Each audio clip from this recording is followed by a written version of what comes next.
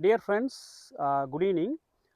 உங்க எல்லாருக்குமே நான் ஒரு சந்தோஷமான விஷயத்த தான் நான் சொல்லப் போறேன். என்ன அந்த ஒரு சந்தோஷமான விஷயம் அப்படின்னு கேட்டிங்கன்னா, எல்லாருமே எதிர்பார்த்துக்கிட்டு இருக்க அந்த இஏடி, சரிங்களா? Employment card. இத பத்தி ரொம்ப ஒரு சில பேர் பேனிக் ஆயிட்டு இருக்காங்க. இத பத்தி சில குழப்பங்களும் போயிட்டு இருக்கு. நான் என்னுடைய லைஃப்ல எனக்கு இஏடி எப்படி கிடைச்சது? எவ்வளோ சீக்கிரம் கிடைச்சது? நான் எப்போ அப்ளை பண்ணேன்? அப்படின்ற விஷயத்த நான் ரொம்ப ஷார்ட்டா உங்களுக்கு நான் சொல்லப் போறேன். ஸோ இந்த வீடியோக்கு அப்புறம் நீங்க இந்த இஏடி சம்மந்தமா உங்களுக்கு எந்த குழப்பமும் இருக்காது. நீங்க ரொம்ப தெளிவாயிடுவீங்க. இப்ப இந்த வீடியோ மேக் பண்றத பார்த்தீங்க அப்படின்னா, சில வருஷங்களுக்கு அப்புறமா தான் நான் மேக் பண்றேன். நான் இப்ப போடக்கூடிய அந்த எம்ப்ளாய்மென்ட் சம்மந்தமான வீடியோ அப்படின்றது டெஃபினட்டா எல்லாருக்கும் ஒரு ஹெல்ப்ஃபுல் வீடியோவா இருக்கும் அப்படின்ட்டு நான் நம்புனேன். அதனால சரி, அ ஏன்னா சில பேர் பேனிக் ஆயிட்டு இருப்பீங்க. ஏன்னா, இப்போ நான் எம்ப்ளாய்மென்ட் கார்டு அப்ளை பண்ண போறேன். H4EAD நான் அப்ளை பண்ண போறேன். ஸோ எனக்கு எப்ப கிடைக்கும்? அ எனக்கு எப்போ அப்ரூவல் வரும்? ஏன்னா இந்த ஆன்லைன்ல பார்த்தீங்க அப்டின்னா, அ சில அட்வொகேட்ஸே சொல்லியிருக்கிறாங்க. எம்ப்ளாய்மென்ட் நமக்கு வர்றதுக்கு ஒரு 3 மந்த்ஸ் ஆகும். 3 டூ 6 மந்த்ஸ் ஆகும். 6 டூ 9 மந்த்ஸ் ஆகும் அப்டின்னு சொல்லி இதில பார்த்தீங்கன்னா, டிஃபரெண்ட் டிஃபரெண்ட் ஒப்பீனியன் சில வீடியோஸ்ல நம்மளே பார்த்துருப்போம். சரிங்களா? அத பார்த்ததுக்கப்புறம் நமக்கு ஒரு குழப்பம் இருக்கும். நமக்கு எப்ப கிடைக்கும்? நம்ம அப்ளை பண்ணா எப்ப வரும்? அத தெளிவுபடுத்துறதுக்காக தான் இந்த வீடியோ. என்னுடைய எக்ஸ்பீரியன்ஸ இந்த வீடியோல நான் உங்களுக்கு ஷேர் பண்ணியிருக்கேன். இதுக்கப்புறம் உங்களுக்கு எந்த குழப்பமும் இருக்காது. இப்ப ஆக்சுவலா பார்த்தீங்க அப்டின்னா, ஆ எல்லாருமே சொல்ற ஒரு விஷயம், உங்களுக்கு அந்த விசா முடிய போது அப்டின்னா, அங்கிருந்து ஒரு 6 மந்த்ஸ் பிஃபோர், சரிங்களா? நீங்க உங்களுடைய ப்ராசஸ் ஸ்டார்ட் பண்ணிருங்க அப்படின்னு சொல்லி எல்லா யூடியூபர்ஸும் சொல்லி நீங்க கேள்விப்பட்டிருப்பீங்க. ஆ லீகல் அட்டார்னியும் சொல்லி நீங்க கேள்விப்பட்டிருப்பீங்க. சேம் அதே தான். பட் எங்களால பார்த்தீங்க அப்படின்னா, எங்களுடைய விசா அப்படின்றது அந்த மார்ச் மந்த் 15ஓட எங்களோட விசா முடியுது. ஸோ, நாங்க எப்ப அப்ளை பண்ணியிருக்கணும் அப்படின்னா, அக்டோபர் மந்த் நாங்க அப்ளை பண்ணியிருந்திருக்கணும். பட் ஆக்சுவலா இப்ப என்ன ஆச்சு அப்படின்னா, கவர்மெண்ட் ஷட் டவுன்ல இருந்தது. அந்த கவர்மெண்ட் இஷ்யூ அமெரிக்கால போயிட்டு இருந்தது. அந்த காரணத்தினால எங்களால அக்டோபர் மந்த் அப்ளை பண்ண முடியல. நவம்பர் மந்த் அப்ளை பண்ண முடியல. ஸோ நாங்க எப்ப அப்ளை பண்ணோம் அப்டின்னா, இந்த மந்த் ஆஃப் டிசம்பர் தான் நாங்க அதுக்கான முயற்சி நாங்க எடுத்தோம். அ ஏன்னா அப்பதான் அந்த கவர்மெண்ட் எல்லாம் ஒரு ஒரு முடிவுக்கு வந்தது. ஷட் டவுன் எல்லாமே. அப்ப நாங்க அப்ளை பண்ணலாம் அப்டின்னு நெனைக்கும்போது, எனக்கு நான் இந்தியாவுக்கு போக வேண்டிய ஒரு எமர்ஜென்சி இருந்தது. என்னுடைய ஒர்க் சம்மந்தமா. போய் ஆகணும் அப்படின்றதுனால லீகல் அட்டார்னி என்ன சொன்னாரு அப்படின்னா, "நீங்க இப்ப ப்ராசஸ்ல இருக்கும்போது, நீங்க அவுட் ஆஃப் கண்ட்ரி டிராவல் பண்றது அப்படின்றது அட்வைசபிள் கிடையாது." அப்படின்னு சொல்லியிருந்தாரு. ஸோ நான் என்ன டிசைட் பண்ணேன் அப்படின்னா, நாங்க ஃபேமிலியா என்ன டிசைட் பண்ணோம் அப்படின்னா, நான் போயிட்டு வந்ததுக்கப்புறம் நம்ம அப்ளை பண்ணலாம் அப்படின்ட்டு. ஸோ எங்களுக்கு மார்ச் 15ஓட எங்களுக்கு விசா முடியுது. இது பார்த்தீங்கன்னா, அப்சல்யூட்லி நாங்க இந்த விஷயத்தில கண்டிப்பா ரிஸ்க் எடுத்தோம். ஏன்னா, நான் என்ன நெனச்சேன் அப்படின்னா, எங்களுக்கு மார்ச் 15 விசா முடியிறதுனால, மார்ச் 15க்கு அப்புறம் நான் ட்ராவல் பண்ணேன் அப்படின்னா, என்னால எப்ப திருப்பி அமெரிக்கா வர முடியும்னு தெரியல. ஏன்னா, உங்களுக்கே தெரியும். நம்ம இந்தியாவுல அந்த அப்பாயின்ட்மென்ட் அப்படின்றது அவ்வளோ ஈஸியா கிடைக்கிறதில்ல. இப்ப சொல்லப்போனா அந்த அப்பாயின்ட்மென்ட்டே இல்லைன்ற மாரி சொல்றாங்க. இன்னும் நம்ம அதுக்குள்ள போகல. போனா தெரியும்.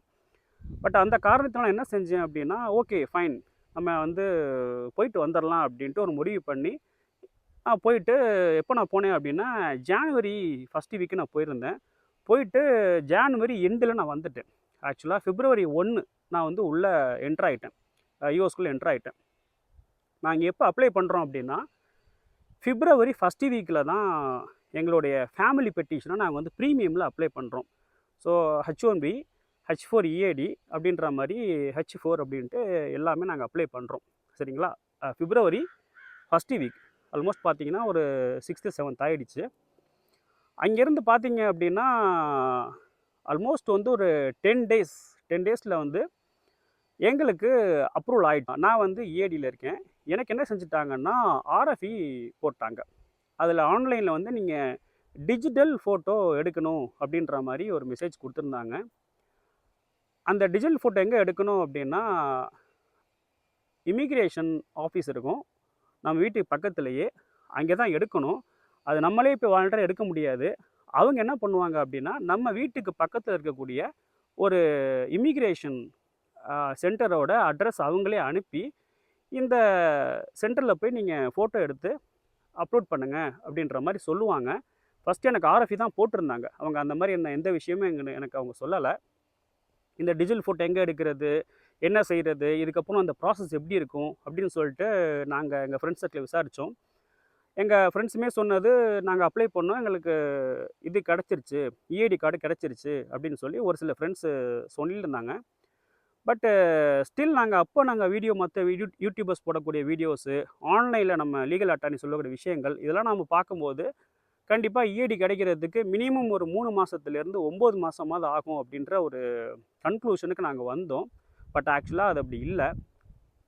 என்ன ஆச்சு அப்படின்னா, ஒரு 10 டேஸ் சரிங்களா?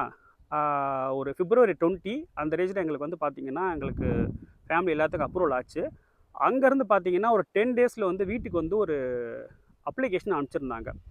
அதில என்ன சொல்லியிருந்தாங்கன்னா, இந்த அட்ரஸ் அதாவது அந்த இமிகிரேஷன் ஆஃபீஸில போயிட்டு, நீங்க இந்த டிஜிட்டல் ஃபோட்டோ எடுங்க அப்படின்னு சொல்லி அவங்களே அனுப்பிச்சிருந்தாங்க. அவங்க அனுப்பிச்சு அதுக்கப்புறம் ஒரு 10 டேஸ் டேட் போட்டிருந்தாங்க. சரிங்களா? அந்த டேட்ல போய் நீங்க வந்து எடுங்க அப்படின்னு சொல்லி டீட்டெயில்ஸ் குடுத்துருப்பாங்க. நீங்க பேசிக்கா வந்து ஒரு சில உங்களுடைய பேசிக் டீட்டெயில்ஸ் மட்டும் அதில ஃபில் பண்ணணும் அந்த அப்ளிகேஷன்ல. ஃபில் பண்ணிட்டு, நம்ம அத எடுத்துக்கிட்டு அந்த இமிகிரேஷன் ஆஃபீஸ்க்கு போணும். பக்கத்தில இருக்கக்கூடிய அந்த விசா ப்ராசஸிங் சென்டருக்கு நம்ம போகணும். ஸோ நான் என்ன எடுத்துகிட்டு போனேன் அப்படின்னா, எனக்கு ஆல்ரெடி வந்து என்னுடைய இது வந்து லைசென்ஸ் வந்து எக்ஸ்பயர் ஆகக்கூடிய சூழ்நிலை இருந்தது. நான் வந்து கையில ஒரு லைசென்ஸ் எடுத்துகிட்டு போனேன்.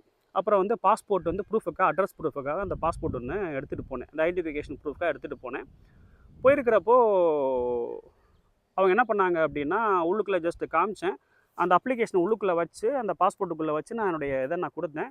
டைரக்ட்டா உள்ள அனுப்பிச்சு விட்டாங்க. ஒரு 5 மினிட்ஸ் கூட எனக்கு இல்ல. உள்ள போன உடனே பயோமெட்ரிக் எதுவுமே எனக்கு எடுக்கல. ஜஸ்ட் வந்து ஒரு ஃபோட்டோ மட்டும் கிளிக் பண்ணாங்க. அது அந்த ஆஃபீஸரே சொன்னாரு, "இது உங்க எம்ப்ளாய்மென்ட் கார்டுக்காக ஜஸ்ட் ஒரு வெரிஃபிகேஷன் எடுக்கக்கூடிய ஒரு ஃபோட்டோ தான்" அப்படின்னு சொல்லி அவர் சொல்லியிருந்தாரு. நான் அத முடிச்சுட்டு கிளம்பிட்டேன். சரிங்களா? கிளம்புன உடனே அங்கேருந்து பார்த்தீங்க அப்படின்னா, நான் டைம்ல வந்து சொல்றேன் உங்களுக்கு. ஒரு 1 வீக் தான். சரிங்களா? அந்த 1 வீக்லயே பார்த்தீங்க அப்படின்னா, என்னுடைய ஆன்ல இருக்கக்கூடிய ஸ்டேட்டஸ் வந்து சேஞ்ச் ஆயிடுச்சு. என்ன சேஞ்ச் ஆயிடுச்சு அப்படின்னா, உங்களுடைய எம்ப்ளாய்மென்ட் கார்டு வந்து இஸ் பீயிங் ப்ராசஸ்ட் அப்படின்னு சொல்லி வந்தது.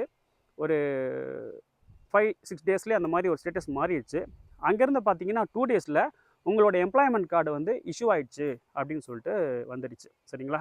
ஃப்ரெண்ட்ஸ் இன்னொரு முக்கியமான விஷயம், நீங்க அந்த இமிகிரேஷன் ஆஃபீஸ்ல ஃபோட்டோ எடுத்ததுக்கு அப்புறம், அவங்க வந்து உங்களுடைய அப்ளிகேஷன்ல ஒரு ஸ்டாம்ப் பண்ணி குடுப்பாங்க. சரிங்களா? அந்த ஸ்டாம்ப நீங்க வந்து எங்கேயாவது ஒரு இடத்துக்கு எடுத்துட்டு போயிட்டு, அத ஸ்கேன் பண்ணி யுஎஸ்ஏ சைட்ல வந்து நீங்க அப்லோட் பண்ணணும். சரிங்களா? அது வந்து ரொம்ப ரொம்ப முக்கியமான ஒரு ப்ராசஸு. அத வந்து நீங்க மறந்துறாதீங்க. சரிங்களா? ஸோ இது பார்த்தீங்க இந்த டைம் ஃப்ரேம் பார்த்தீங்க அப்படின்னா, உங்களுக்கு நான் வந்து அந்த விசா ஆஃபீஸ்க்கு போயிருந்தேன் இல்லையா? அதாவது எங்களுக்கு அப்ளிகேஷன் எங்க ஃபேமிலிக்கே பெட்டிஷன் அப்ரூவல் ஆகி வந்துருச்சு. ஸோ அங்கேருந்து ஒரு 10 டேஸ் டைமு, அ அ 10 டேஸ் சொல்ல முடியாது. ஒரு 20 டேஸ்ன்னு வச்சுக்கங்க. இது ஒரு 10 டேஸ் வந்து எனக்கு இந்த அப்ளிகேஷன் அவங்க வீட்டுக்கு அனுப்புறதுக்கு ஒரு 10 டேஸ். அங்கேருந்து ஒரு 10 டேஸ் டேட் போட்டிருந்தாங்க விசா சென்டருக்கு போறதுக்கு. சரிங்களா? ஸோ நான் அங்க போயிருந்தேன். அங்கேருந்து பார்த்தீங்க அப்படின்னா, ஒரு 8 டேஸ் அவ்வளோதான். இதில பார்த்தீங்கன்னா, என்னோட எம்ப்ளாய்மென்ட் கார்டு வந்து அப்ரூவல் ஆயிடுச்சு. சரிங்களா? ஸோ இப்போ நான் இருக்கிறது பார்த்தீங்க அப்படின்னா, ஆ கலிஃபோர்னியாவுல லாஸ் ஏஞ்சலஸ் சிட்டில இருக்கிறோம். இங்க எனக்கு இதான் நடந்திருக்கு. ஸோ நான் வந்து ஆ அந்த இமிகிரேஷன் ஆஃபீஸில் அட்டெண்ட் பண்ணி ஒரு 2 வீக்ஸ் கூட கிடையாது. எனக்கு எம்ப்ளாய்மென்ட் கார்ட இஷ்யூ பண்ணிட்டாங்க. ஃபர்ஸ்ட்டு உங்களுக்கு என்ன வரும்னா, உங்களுடைய அந்த பெட்டிஷன் வந்து அப்ரூவ்டு அப்படின்னு சொல்லி வரும். அதுக்கப்புறம் அதுக்கு பின்னாடியே உங்களுக்கு கார்டும் வந்துரும். சரிங்களா? ஸோ இந்த வீடியோவிலேருந்து நான் உங்களுக்கு என்ன சொல்ல வரேன் அப்படின்னா, எது நடந்தாலும் நடந்துட்டு போகுது அப்படின்ற மாரி முடிவு பண்ணிக்கோங்க. என்னன்னா, அப்ரூவல் ஆனா ஆயிட்டு போகுது, ஆகலைனாலும் போயிட்டு போகுது. எது நடந்தாலும் நம்ம நன்மைக்கு தான் நடக்குது அப்படின்றத மட்டும் நீங்க நெனச்சுக்கோங்க. ஹேப்பியா இருங்க. நீங்க நெனைக்கிற அளவுக்கு இந்த எம்ப்ளாய்மென்ட் கார்டு அப்படின்றது இந்த சூழ்நிலையில உங்களுக்கு டிலே ஆகுறதுக்கு வாய்ப்புகள் ரொம்ப ரொம்ப கம்மி தான். அதனால அத நெனச்சு பேனிக் ஆகாம ஹேப்பியா இருங்க. So bye friends. நம்ம நெக்ஸ்ட் வீடியோல சந்திப்போம்.